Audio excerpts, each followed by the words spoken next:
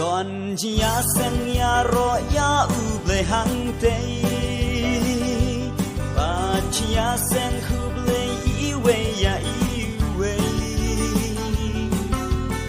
Angel rukidan ki prophet rukidan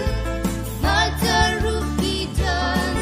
apostle rukidan nong pok la de ban yap pin ya don lang ngaru ngan don ha ya sen ya ro ya u ble hang te oh ngan don lang hallelujah ngan don lang ha ya sen ya ro ya u ble hang te an ngan wai ha